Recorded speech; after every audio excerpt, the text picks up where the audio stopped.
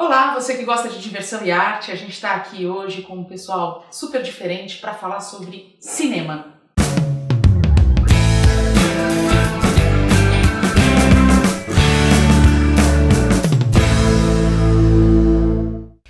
Bom, a gente está aqui com um pessoal do cinema hoje, a conversa hoje é pelos caminhos aí do cinema e de um cinema independente, e eu queria começar conversando com vocês exatamente sobre isso. O que é fazer cinema independente no Brasil?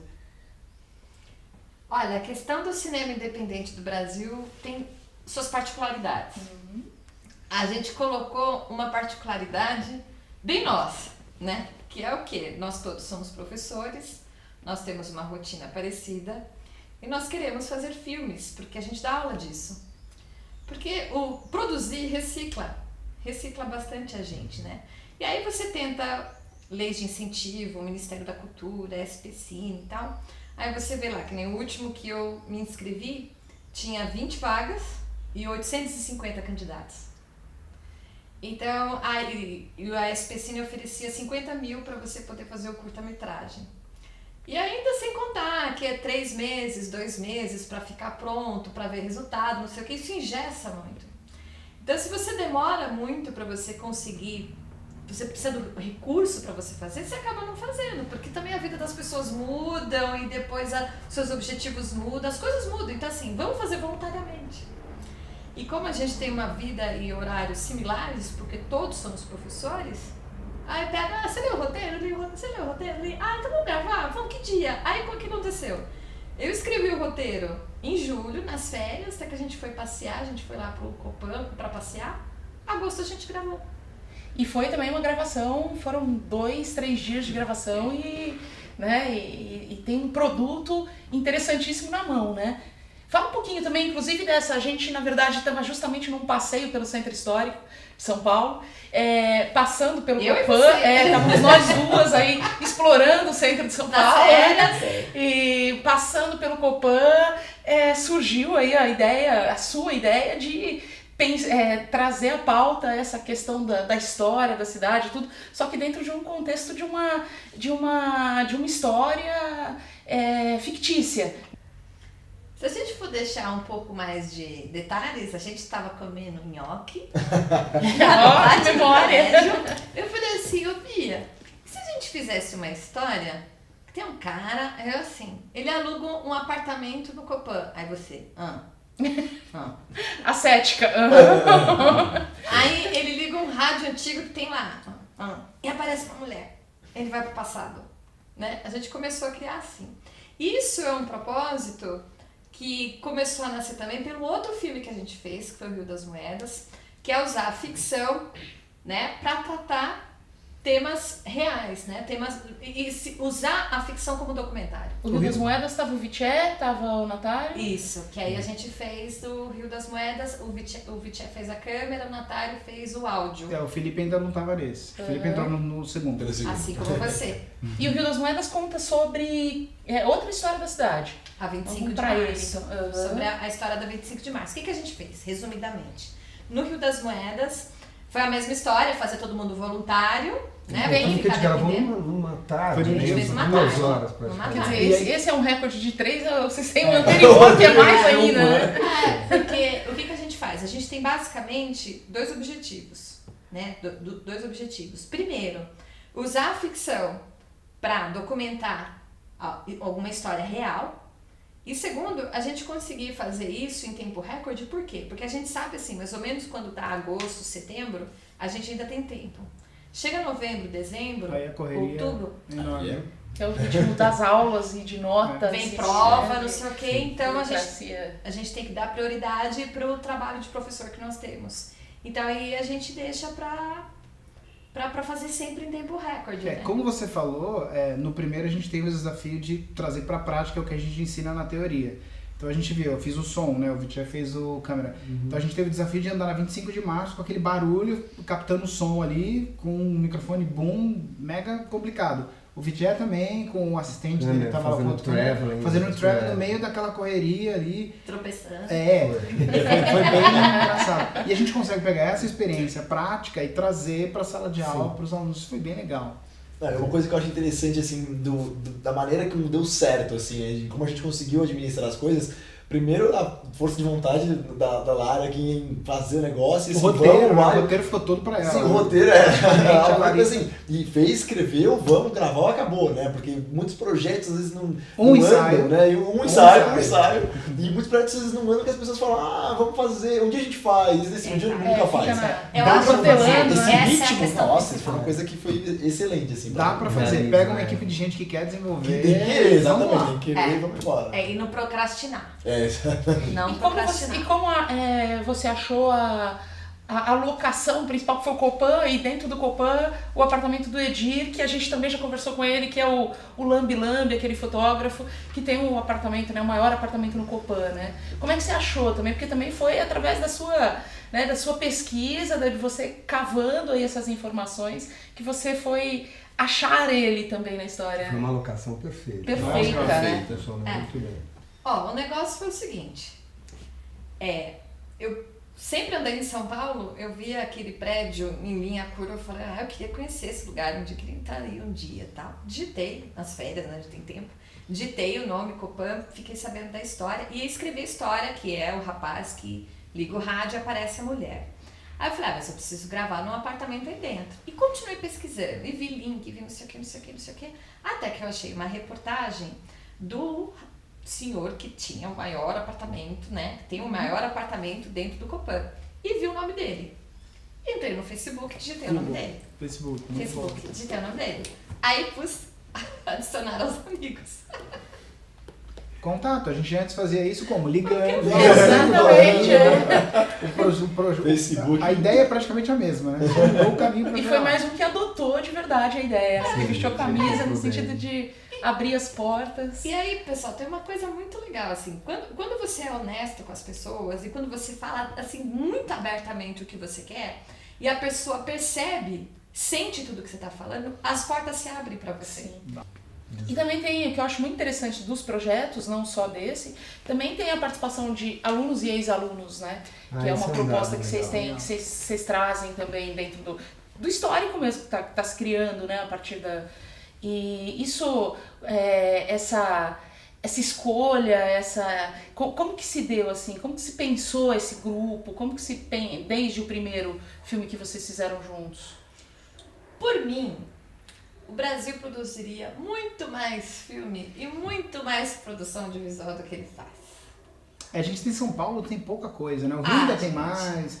Por incrível que pareça, dá a impressão que até pro restante do país, mesmo menos São Paulo, parece que tem mais produção audiovisual de cinema do que São Paulo. São Paulo parece que não liga, né? Acho que fica muito preso a uma questão comercial e de que é justamente ficar presa, vamos viabilizar antes, fica presa a todo um contexto burocrático e de capital, de grana, e que acaba não realizando, né? Sim, acaba podando um monte de ideia legal. Você tá fora desse eixo. Então assim, vamos fazer, vamos produzir. E assim, eu dou aula de audiovisual já tem 10 anos. E eu tenho muito aluno que fala pra mim, professora, como eu queria trabalhar nessa área, como que eu faço? Como que eu faço pra fazer cinema? Como que eu faço pra fazer filme publicitário? Como que eu faço pra fazer um telejornal? E eu mesmo tenho poucas respostas pra dar pra esse aluno. Uhum. Então assim, uma coisa que é muito importante de um professor, de um educador, é dar um exemplo. Então, vamos fazer estudo experimental, vamos experimentar, vamos fazer voluntariamente. Será que a gente consegue descobrir mercados? Será que a gente consegue descobrir novas formas de produção e que não se enrosquem tanto na questão burocrática que necessita do dinheiro inicial, do recurso inicial? A gente tem recurso, a gente tem as câmeras, a gente está no mundo digital. A gente tem vontade, né? Porque a gente tem ideia. Uma coisa que acho que uniu muito esse time e que, né, veio desde o anterior, eu entrei agora e assim, não saio mais. É maravilhoso. Já faz parte. Essa vibe, assim, que tipo, todo mundo quer fazer. E cara, não interessa, dinheiro, que dinheiro, depois a gente vai atrás, a gente, né, é a vontade. E assim, e tem alunos sempre muito talentosos, a gente vê isso todo semestre, né? Sempre tem, né? Tem aquelas pessoas que estão um pouco mais sem foco, sem saber onde está, que também é normal ter. Depois aquela pessoa pode encontrar o caminho. Mas tem os alunos que desde o começo, você percebe que o cara é criativo, você percebe que o cara tem potencial, você percebe um monte de coisa. Então, assim, o Everton, que fez o Hassan no Rio das Moedas. O Wesley tinha um obturador de câmera tatuado. Não, gente, Você vê mais? O Wesley tem fotografia de um ombro para outro, tatuado aqui. O rapaz, ele é talentosíssimo, ele fez enquadramentos lindos no Rio das Moedas. O Wesley é estudante de publicidade, que já se formou e já em tá 2009, eu lembro dele nas aulas de audiovisual, uma pessoa super arrojada. Olho vidrado, assim. Nossa, então, tem que produzir, tem que pôr isso pra fora, né? E o William, que também lá no Wake Up, o vídeo dele, eu lembro quando passou, isso foi feito por aluno. O Wake Up é a premiação dos melhores trabalhos que a gente tem lá na Festival faculdade. de Criação Publicitária da faculdade. Que aí tinha uma espécie de curtas-metragens, escolhia os melhores lá. Não, então, e sempre tem. E é legal que assim, a gente coloca isso no Facebook, tem muitos alunos que estão no Facebook. Eu tô recebendo muita mensagem de aluno. Professora, posso participar do próximo? Qualquer coisa. Posso assistir, né? Quero assistir isso. Eu acho que a grande questão, tanto a arte quanto a comunicação permitem e possibilitam hoje, principalmente com a tecnologia, essa coisa de sair do formato tradicional e quebrar barreiras, né? Porque eu acho que isso o tempo todo é quebrar barreiras. Como é que eu faço para estar na área? Né? Muitas vezes se propondo a se aventurar, né? Dentro de projetos, de propostas próprias do outro, né? E abraçando as possibilidades e abrindo caminhos que tradicionalmente não estariam ao alcance, né? de muitos de nós. Esse é um projeto nosso, né? Não é um projeto acadêmico, universidade, é um projeto nosso que a gente se reuniu para... Nasceu na universidade, Nasceu né? Nós somos professores, mas é um projeto... E Felipe, deixa eu te perguntar uma coisa, porque eu lembro que na gravação, né, vendo no projeto, vocês dois são os atores, né?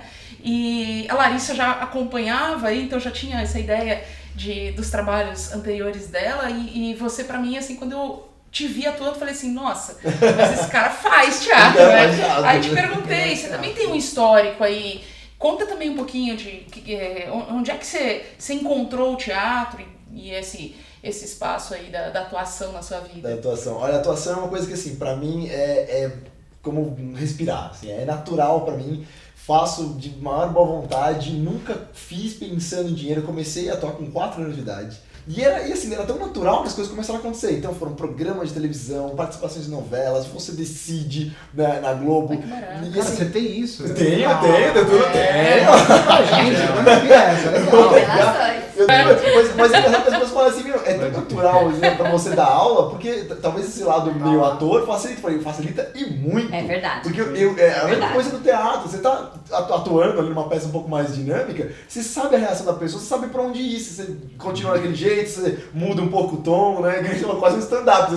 A plateia ali tá lá, você tá mais assim, você fala, não, deixa eu mudar a estratégia. Já me compararam com o Jimmy Fallon também. Então, Jimmy Fallon, cara. Aí eu fui ver quem era, aí eu falei, pô, cara, obrigado, mas não chegou lá. E deixa eu te perguntar, voltando a essa questão do filme, pensando esse filme agora sendo finalizado e tudo, qual que é o caminho aí né, que a gente sempre pensa, a gente produz e aí, né, esse filme pronto, como é que ele ganha,